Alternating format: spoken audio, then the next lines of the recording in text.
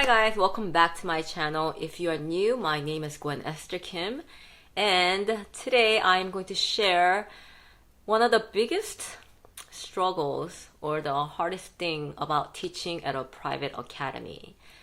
Now, there are many differences between teaching at public or private academies, but I've been at my current school, which is a private academy, for the past a little over 5 years now, and everybody has different stories about working at a private academies and all the nightmares and nightmare bosses and all of that stuff. But aside from all of that, I have an amazing boss who really loves me, takes good care of me, shows me a lot of favor. And so I have really no complaint about my boss. But I wanted to share the biggest difference between working at a private academy and a public school in Korea is that working at a private school, this is a school where parents are paying money. It's not like $1, it's not $2. They're paying around usually over 200,000 won to 400,000 won per month. Books that they have to buy, the classes and all that stuff included, the online homeworks, everything included. Usually it costs around $200 to $400. If you think about like American US dollars, that's around two to $370 per month. So it's not, a little sum of money. This is like a good chunk of your pocket money. And so when they're paying all this money for their sons and daughters to get this kind of education, they're expecting certain kind of result. They don't want to be just throwing out money. So the biggest difference between a private and a public school in Korea is that parents actually have the control over their children's education. If the parents don't like you as their children's teacher, or the kids don't like you, they have problems with you, they have whatever beef with you, they have the power to take that student, their child, out of the academy. And so recently I just had some students leave the academy, and sometimes it's because they have to move to a different city, they leave, or they're going to a middle school, and my academy, they don't provide middle school education. So they would go to a different academy for that. But there are times when you just don't, as much as you try to teach as best as you can, either they don't like your method, or they don't like you, or they just have some kind of beef with you because they don't want to do their work, and they have an excuse. And they have a complaint, and they express that complaint to their parents. And if there is any incidents that you have with a child, because they're not doing their work, because their work attitude is just not very good, and their class attitude is just like they don't want to be there, they don't want to do the work, and they're active in one activity and they don't want to participate in another activity, and you want to engage them into all the classwork, and because you want to give them and you want to provide them the best education that their parents are paying for, and so you want to get them involved. I mean, I'm one of those teachers, I make sure all of my students are engaged in the activities, that they are repeating after me. They're not there. I don't let my kids put their heads down on the desk unless they're sick.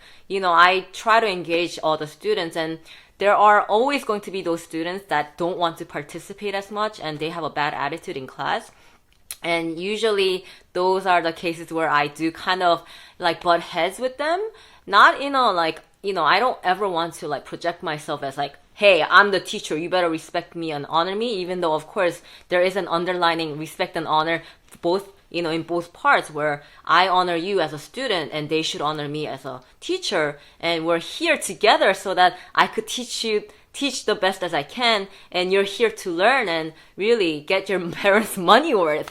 And so it's a two-way engagement. But when a student they don't want to learn English, they're just pretty much forced to be there, and they have a wrong attitude in class, there are going to be times when you are going to butt heads with kids, and they make that complaint to the parents. And if you make any sort of mistake, like I made a mistake of asking the student to leave the class, and I thought that once he talked to the desk teacher, he would come back in, but he didn't until the end of class. And when he went home, he told his parents, and basically it wasn't a good thing. Like his mom was like, well, I'm paying you all this money. Why did you even take him out of the class? And so you shouldn't have done that. And I apologized to her that I shouldn't have done that, and that will never happen again. But they decided to leave the academy. And these are just some of the incidences that do happen working at a private academy. And whenever you lose a child, and it's pretty much your responsibility, it kind of like hurts you, because I want to represent my school as best as I can with my level of teaching and education, and what I pour into the children. But when it's not received the way you want it to be received, and there are incidences that happen this way where parents just take their child out of the academy, it's pretty much on you. Like, what could I have done better to avoid this kind of situation? And it's, of course, teaching is a learning experience as well. I definitely do a lot better in child management now than, back when I first started 5 years ago. And so it's a learning progress, learning how to teach the best as you can. And, teaching is not just about like how to teach English. It's really like half of it is class management. How you manage the class is very important. And so if you are considering, whether to teach at a private academy or a public school, there's benefits to both. Because, working at a public school, definitely the hours, like working from 8 to 5 or 8 to 4, 8 to 5, 9 to 5, if that works out for you, if you're a morning person, and, great. I would love that. I would love those hours.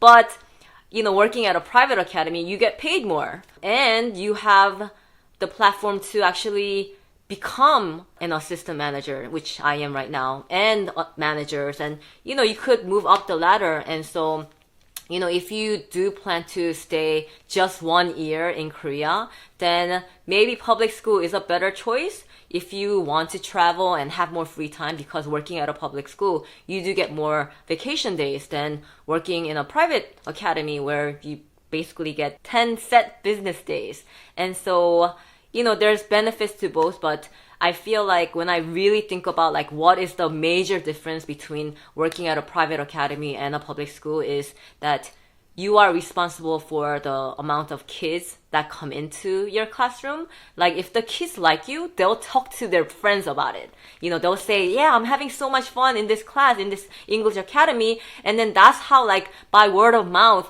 that's how the class grows. And so public school, you don't really have any of that. It's basically, if you go to school, you're going to learn English, maybe 2-3 times a week.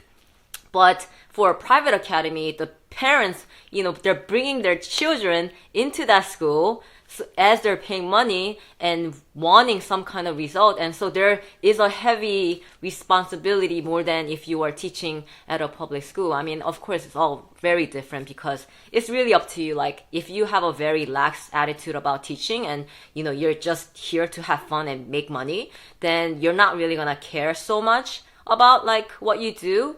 But for me, like I take this responsibility very seriously because I want to represent my school well. Like they treat me so well that I wanna do well. I want their school to grow and be blessed. And so I do my best. I'm the first one to be at my school. I mean, thankfully I do have the key, so I'm able to do that, to be able to go there, like be the first one to be preparing and the last person to leave. I do work my butt off at my school, and when you do lose a child or 2 or 3, it's like, oh, what could I have done better to keep them and not to lose any of them? And so it's a learning curve. And so I just want to encourage anybody who is struggling or teaching is not for everybody, and you really do need patience and love for the kids and love for teaching, that you just keep growing as a teacher. So I hope this video was helpful to you guys, and thank you guys for watching, and I will see you next time. Bye guys.